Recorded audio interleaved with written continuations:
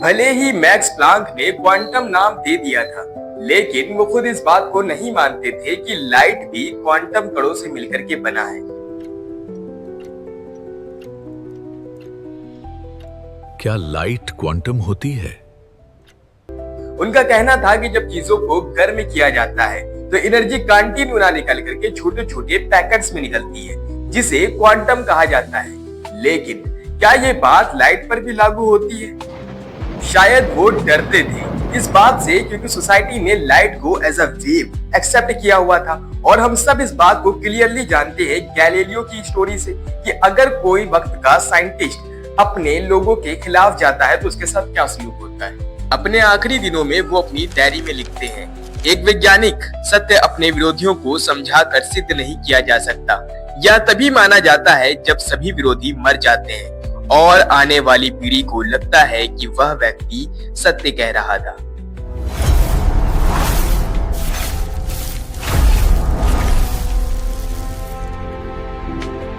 कहानी का दूसरा पार्ट शुरू होता है स्विट्जरलैंड से। 1902 पेटेंट ऑफिस में काम करने वाला एक नॉर्मल क्लर्क अपनी धुन में चला जा रहा है।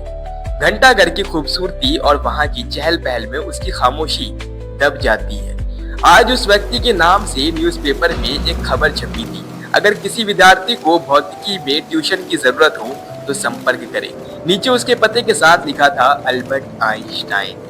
दिन भर का थका मांदा आइंस्टाइन शाम को घर पे आता है। दरवाजे पे दस्तक होती है। जब दरवाजा खोला तो सामने एक विद्यार्थी खड़ा था।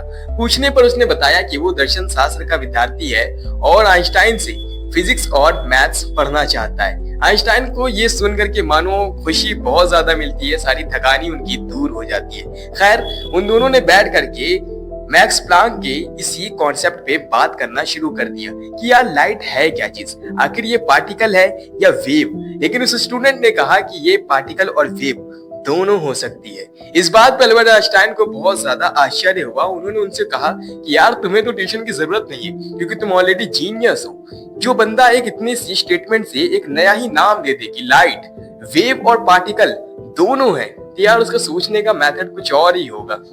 इतनी बात होने के बाद एक बड़ा ही जबरदस्त एक्सपेरिमेंट होता है, जरा ध्यान से सुनना। अल्बर्ट आइंस्टाइन ने अपने स्टूडेंट से कहा, बगल के रूम में रखी हुई माचिस ले आओ। उनका स्टूडेंट बगल के रूम में रखी हुई माचिस लेने के लिए चला जाता है। अब उसको माचिस नहीं मिलती तो अल्बर्ट आइंस्टाइन चिल्लाते हैं कि यार ध्यान से देखो, माचिस वहीं कहीं गिरी होगी।